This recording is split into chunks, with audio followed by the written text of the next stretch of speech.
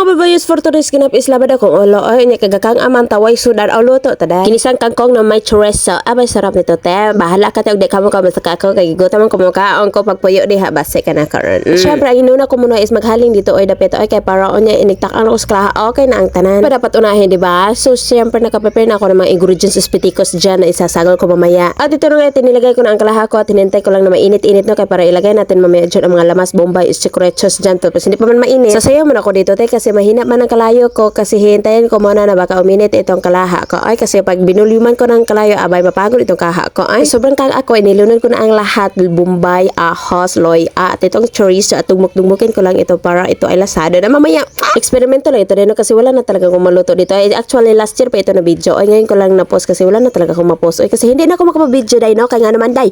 Nagwa akong cellphone, gilunod sa ako ang mga anakin sa tab. Okay, goodbye, sorry. So, nailisan o class A nga LCD. So, mo na ito na wa na camera o wa na kita ka-video. Ay, goodbye. And so, nagisa ko na talaga ang chorizo no, at masarap-sarap na ito at amoy na talaga sorisong luto na talaga, day.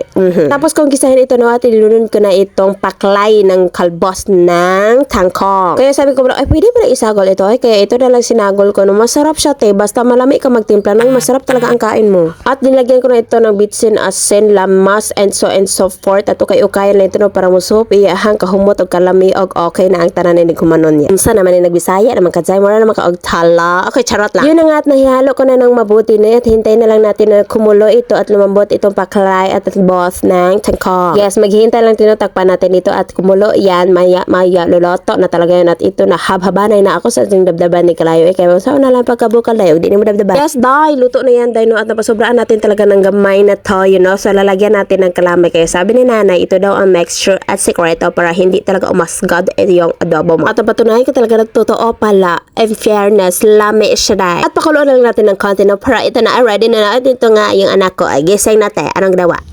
Kaon ka kanon? Ah, kaon kanon lang. Oh, chuchu. Afternoon. Kiss mama. Love you. Where's Ate Samsam? Where's Ate? Ay, naslip pa si Ate. Hi. Say hi. Say hi, guys. Hi guys. Gutom ko, guys. Gutom guys. Tada! Luto na, day. Hasta na gining lamia, day. Tanawa lang ko, day. Unsa ka lami, day.